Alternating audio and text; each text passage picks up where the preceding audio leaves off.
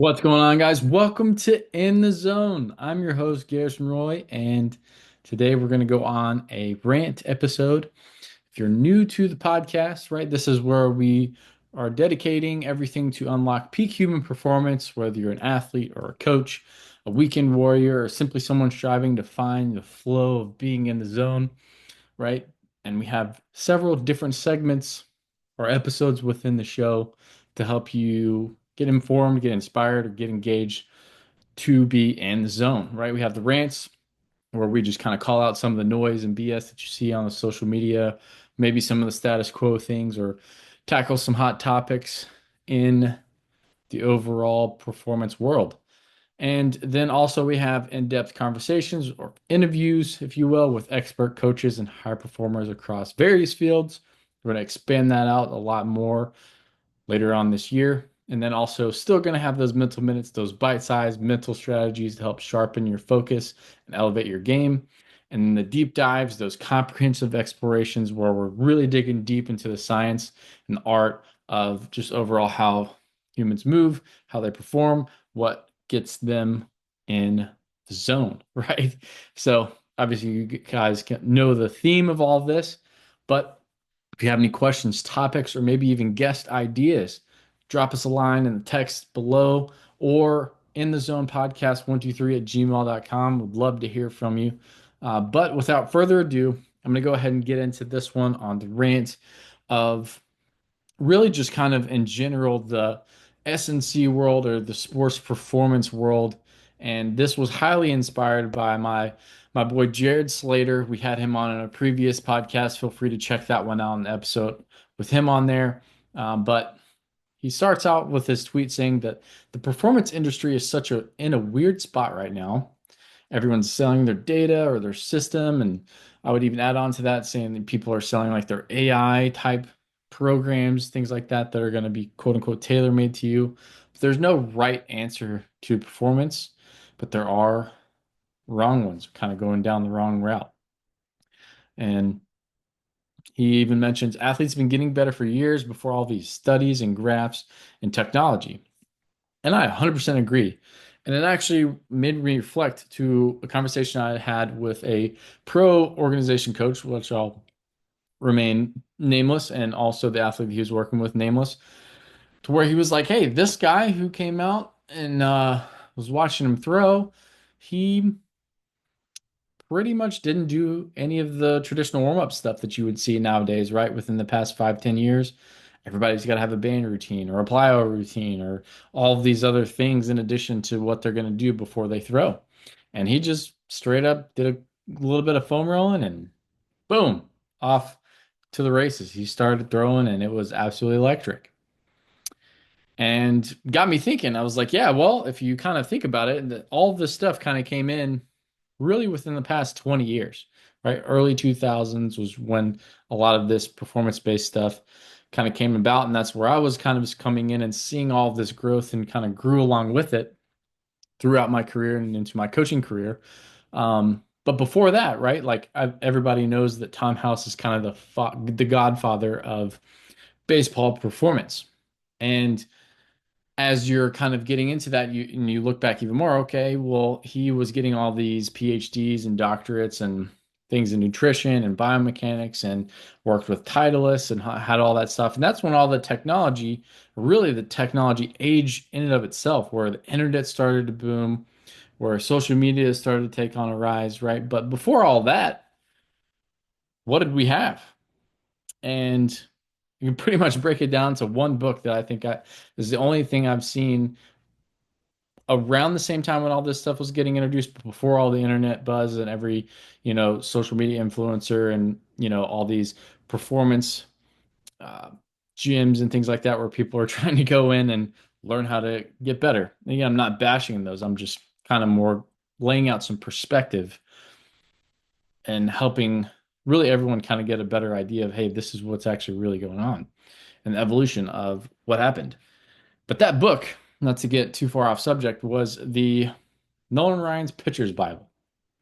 Okay, and he was very, very cutting edge. Where not a lot of the pitchers within his day and age lifted weights. A lot of them were out there just, smoking heaters, going through, making their throws for the day, and that was their exercise. Maybe they would go out on some runs and where a lot of the polls and how there's still controversy even 20, 30 years later. I have no idea on that, but that was their quote unquote exercise from back in the 1970s, 80s, right? I mean, even before that, you got guys like Babe Ruth and all those guys. And again, this is how the game was also evolving. Other guys were having day jobs, and then after they got done with their day job, they went to go play baseball, right? After they were done with their 9 to 5 or whatever job that they had, if they were working on the farm and they're like, "Hey, we're done for the day." Okay, cool. Let's go play some ball, right? They didn't have these extravagant warm-ups. Nolan Ryan, his warm-up was, "Hey, I'm gonna go throw a football around." He had some traditional, warm-up routines that he did, and he had a routine throughout his career and even through, start day, things like that. So he had some sort of a routine, but it wasn't super, you know, analytical or hey, like we have to do this, and this. And not to get into routines too much, but feel free to listen back to the previous episode 246 where I talk about routines versus superstitions and rituals. But just looking back at that, right? Like those guys really didn't do anything before the games as far as like having to throw plyo balls, having to do bands, having to do all this stuff. This all really came about within the past 20 years, right? And all that being said, like all of these things of being marketed as this is the way or the only way to how to do things, I think it's total BS. And I've had several games where I haven't had the opportunity to do those things before, and actually had some of the best performances I ever had because I didn't do some of those plyo drills or warm-ups. And I pose the question to all of us listening, or whether it's coaches or athletes, it's like, hey, maybe we're doing too much. Maybe we're kind of missing the boat here a little bit, right?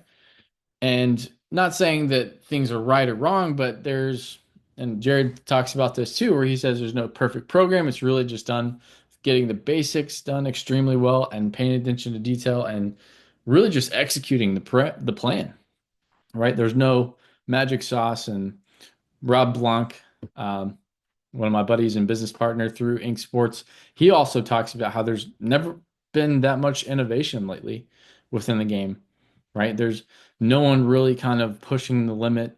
Yeah, they're trying to reinvent the wheel, coming up with different drills and things like that, but it's not necessarily new.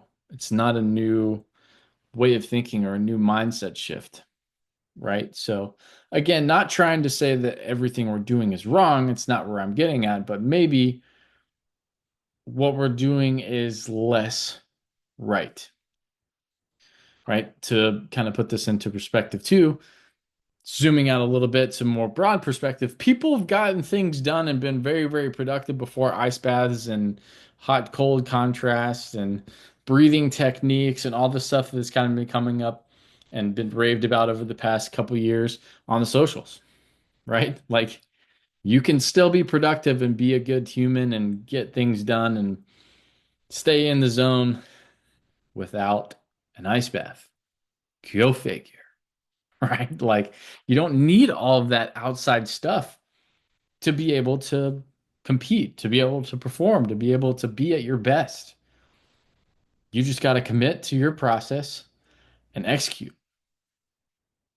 That's really that simple, guys, right? Um, but with that being said, right, you have all these things, all of these distractions, all these different quote unquote ways or marketing of thinking. And I want you guys to kind of see through all of that and be like, okay, hey, what is their main motivation? Are they trying to get me to sign up for a program? Are they trying to sell me their data or their new gadget or their program? Which again, all for sales. Like if that's what you want to do, and if you're looking for some of those things, then maybe that could fit what you need. If you're in a gap year, you're looking to try to find a place to train. Boom, there you go. You got bunches of them out there now. Hey, if you're looking for some type of guidance or training, hey, there's plenty of places to find that. hey, if you're looking to maybe get an assessment or get something done, or maybe just kind of see, hey, where am I stacked up compared to everyone else around me? And with me trying to make a goal of playing college ball or professional baseball, or hey, I'm trying to run a marathon, right? Like you got to start somewhere. And there's nothing wrong with all of that. But whenever you start to see things to where their motivation is completely shifted towards that and away towards helping people, helping humans, or providing value, right? If all they're doing is just ads, ads, ads, ads, ads, and there's no value within their posts, then you're kind of barking up the wrong, or they're barking up the wrong tree, and you're kind of falling into more so of their gimmick, their new shiny object, if you will, right? So don't be like that. Stay within your zone, right? Make sure that you're not getting without yourself and thinking that you need all of these things, but that you are staying within yourself, that you know, hey, I'm still great even without all of these little additional things, the new bat, the new training tool, the new way of trying to do things. And sometimes that's good to kind of expand your knowledge and kind of see what it's about. But thinking that those things are is what's going to elevate you is not always true, right?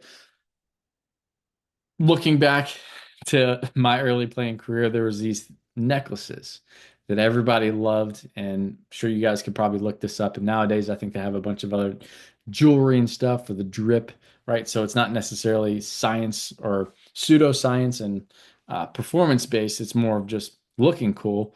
But these fighting necklaces were what everyone raved about, right? You got to have the fighting necklace. It's going to help you, be somehow in a perfect magnetic field to where you're able to go and juice up a ball or throw really hard, and you won't have any arm pain whenever you have the fighting sleeve on or the fighting necklace or the fighting wrist bracelet, all this, crazy stuff. And again, it was all just a fad that kind of came in and out and faded away. So all that being said, and again, that was like early 2000s. Now it's in the 2020s, 2025 as I'm recording this video. What do you think is going to be fads, and what do you think is going to be actual, you could say truth, but really more of like what works? And really, what works is whatever gets you results. But you got to make sure that you're not basing some of those results off of things that may not actually be causation to that, right? Causation doesn't always equal, or correlation doesn't always equal causation. And what I mean by that is, hey, just because I got up this morning and had a cookie, for example, which I didn't, but we'll just use that for an example. If I had a cookie this morning, all of a sudden I went out and I ran my best, run, or I threw the hardest that I could or hit the ball the hardest that I could, and I referenced all that back to the cookie that I had this morning. Maybe, but sometimes whenever you do some of those rituals over and over and over again, and you're like, oh, hey, yeah, I've had cookies for 2 years in a row, and I have diabetes now, but hey, I can still throw the ball hard. It it was really a misplaced trust in what you thought was actually the cause of what gave you better performance. So I think what we need to do is just kind of have a little bit more of a self audit and find out, hey, what are these things that we might be getting quote unquote sold on?